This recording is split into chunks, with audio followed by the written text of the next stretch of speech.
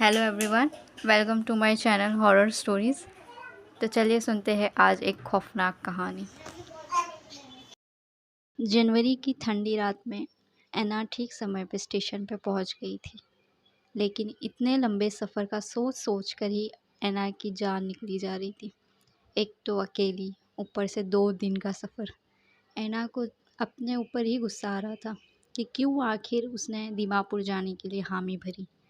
अगर इनकार कर देती तो अभी तक अपने मुलायम बिस्तर पर रजाई में घुसकर मज़े से सो रही होती। लेकिन जब बॉस ने ऑफिस की मीटिंग में एना का नाम प्रोजेक्ट के लिए लिया तो वो मना नहीं कर पाई। उसने अपने साथ इस प्रोजेक्ट के लिए एक और को चुना था, जो थी उसकी बेस्ट फ्रेंड शालिनी। लेकिन निकलते के 2 दिन पहले ही शालिनी की अचानक ऑफिस में ही तबीयत ख़राब हो गई, जिसकी वजह से शालिनी का एना के साथ जाना नहीं हो पाया। और इसी वजह से आज एना को अकेले ही दीमापुर के लिए निकलना पड़ा। शालिनी से बात हो गई थी और तय हो गया था कि जैसे ही उसकी तबीयत ठीक होगी वो फ़्लाइट से सीधा दीमापुर पहुंच जाएगी। स्टेशन पहुंचकर पता चला कि ट्रेन आधे घंटे देर से आने वाली है। एना ने मोबाइल में टाइम देखा तो रात के 11:30 बज रहे थे, मतलब 12 बजे तक ट्रेन आ जाएगी। धीरे धीरे समय बीता और ट्रेन और लेट होती चली गई। स्टेशन लगभग खाली ही था। एना ने अपने ठंड को बचने के लिए एक कप चाय लेकर पीने लगी। 1 घंटे बाद करीब 12:30 बजे ट्रेन आ गई। 15 मिनट के स्टॉप के बाद ट्रेन ने प्लेटफॉर्म छोड़ना शुरू कर दिया। अब तक एना भी अपनी सीट पर आ चुकी थी। एसी फर्स्ट क्लास के उस कैबिन में एना के अलावा कोई एक शख्स भी था जो अपनी बर्थ पर सो रहा था। एना ने उसकी चप्पल देखकर अंदाज़ा लगाया कि कोई औरत उसके इस सफ़र में हमसफ़र है। चूँकि रात काफ़ी हो चुकी थी और एना भी दिन भर की थकी हुई थी, तो जल्दी अपने बर्थ सीट पर सो गई।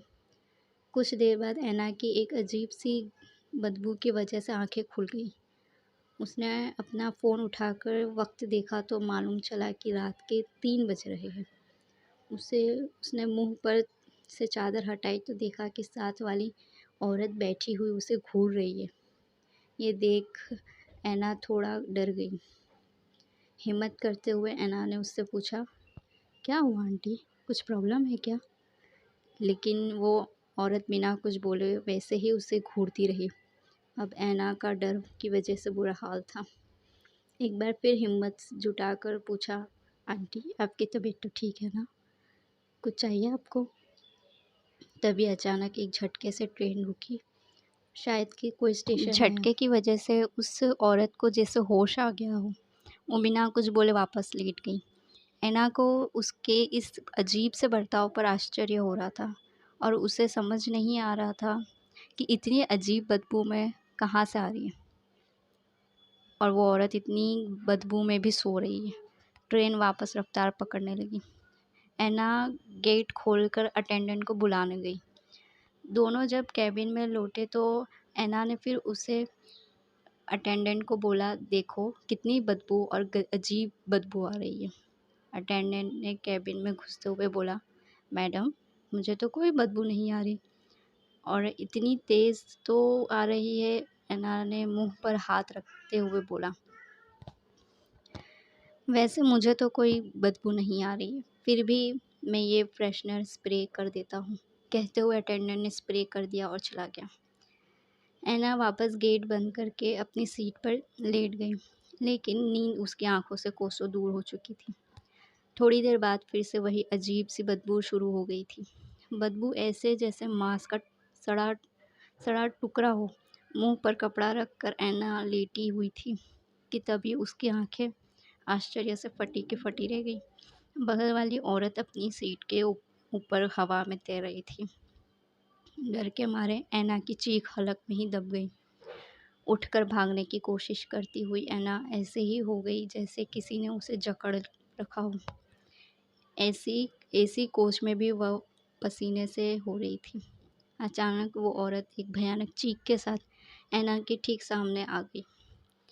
डर की वजह से ऐना हिल-डुल भी नहीं पा रही थी। चीखना चाह रही थी लेकिन सिर्फ़ आँसू ही गले पर गिर रहे थे। उस औरत ने ऐना के चेहरे के बिल्कुल करीब आकर एक बार फिर एक भयानक चीख मारी।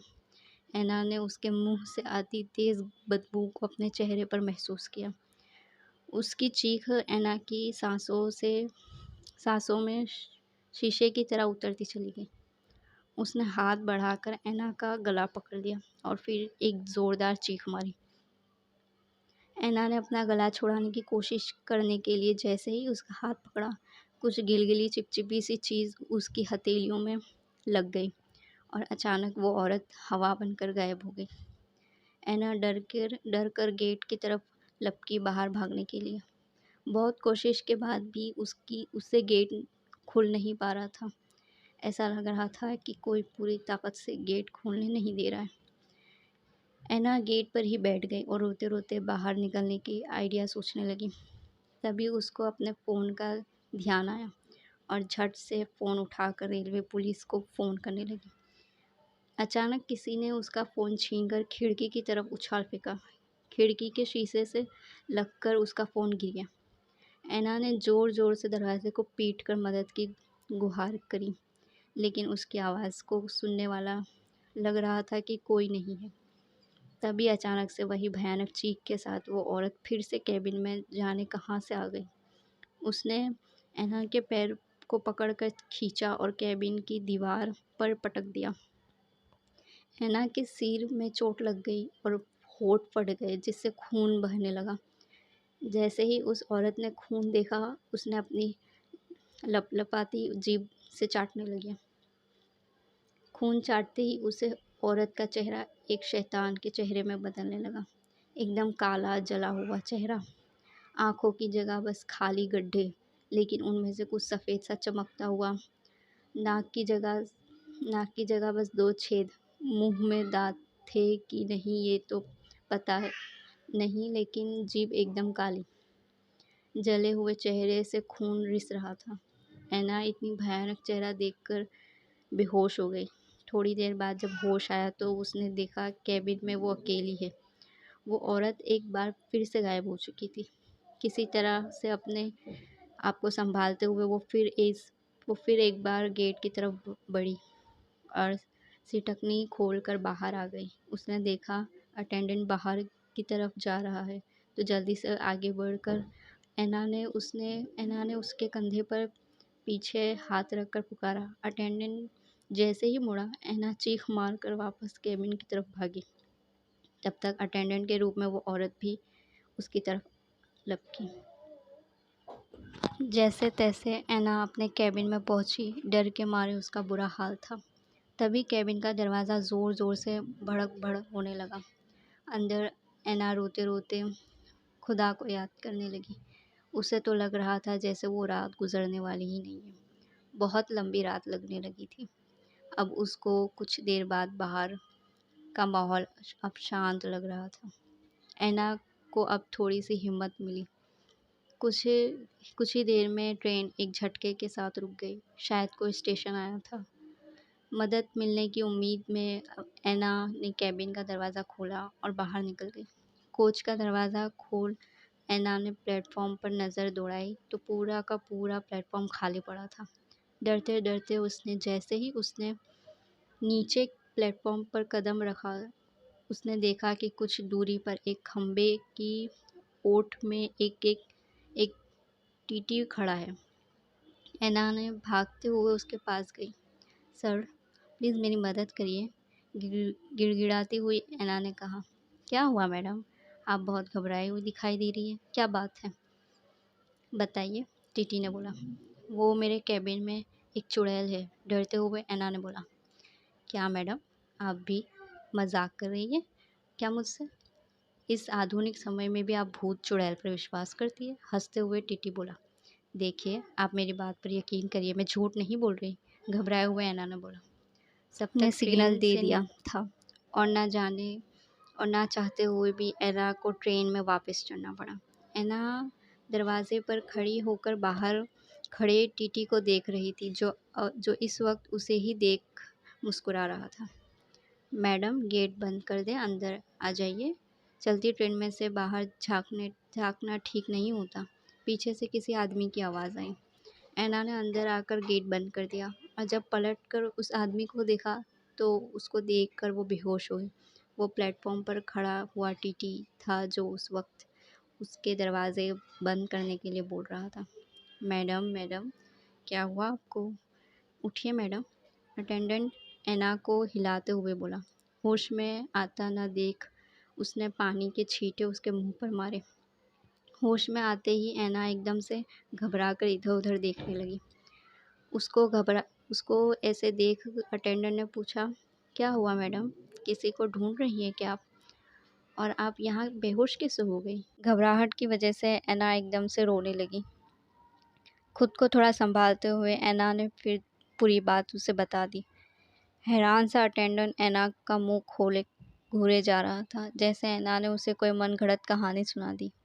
फिर कुछ रुक कर बोला, मैडम, लगता है या तो आपने कोई बुरा सपना देखा है या तो कोई डरावनी कहानी पढ़ के सोई है। इसी वजह से आपको ये सब कह रही है। मैंने तो किसी तरह की चीखने चिल्लाने की आवाज़ नहीं सुनी और शायद किसी ने भी नहीं सुनी इस कोच में। नहीं तो कोई ना कोई आपकी मदद करता या मुझे बुलाता। मेरा यकीन मानिए, ना ही मैं कोई सपना देखती हूँ, ना ही कोई कहानी बता रही हूँ। मैं सच बोल रही हूँ, गिड़गिड़ाते हुए ऐना ने कहा। कुछ असहमत सा अटेंडेंट ऐना की बातों से लेकिन फिर भी कुछ नहीं बोला। ऐना इतनी डरी हुई थी कि वो अपने कैबिन में जाने के लिए भी राज़ी नहीं हो रही थी।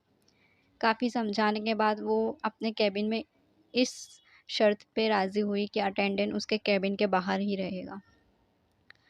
मरता क्या ना करता, हार कर अटेंडेंट ने ऐना की बात मानी और वो अपनी चादर और कंबल लेकर ऐना के कैबिन के बाहर लेट गया।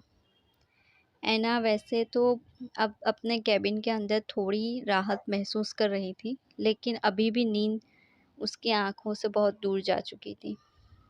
ऐना डरते डरते लेटे हुए बस खुदा का नाम ले रही थी। उसे बस अब सुबह होने का इंतज़ार था, लेकिन वो कहाँ जानती थी कि रात अभी भी बहुत लंबी है। लेकिन उसे समझ में अभी तक नहीं आया कि जब वो मेरठ से अपने कैबिन में चढ़ी थी, तब तो उसने एक औरत को सामने की सीट पर लेटे देखा था, तो उसका सामान भी था, लेकिन अब तो ना कोई औरत है, ना ही उसका सामान है।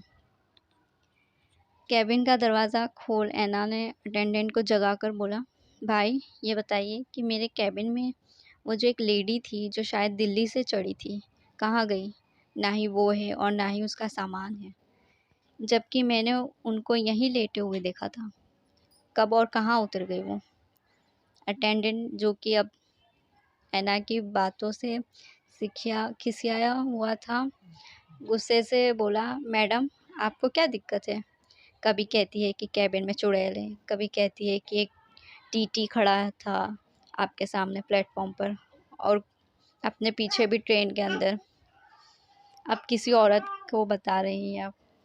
आपके साथ कैबिन में थी। मैडम, आप अपने कैबिन में अकेली ही है। एक औरत का रिज़र्वेशन दिल्ली में ज़रूर था, लेकिन वो चढ़ी ही नहीं और ये कैबिन में दूसरी बर्थ खाली है। ऐना ये सुनते ही घबरा गई कि औरत उसके साथ थी। अब तो उसे यकीन हो गया कि कोई चुड़ैल ही है इस वक्त उस कैबिन में। अब तो ऐना डर की वजह से दोबारा अंदर जाने की हिम्मत नहीं कर पा रही थी, लेकिन आखिर उसे मजबूरी में वापस अंदर जाना ही पड़ा। अभी वो दरवाज़ा बंद करके अपने सीट पर बैठी ही थी कि सामने वो औरत बैठी ऐना को देखकर मुस्कुरा रही थी।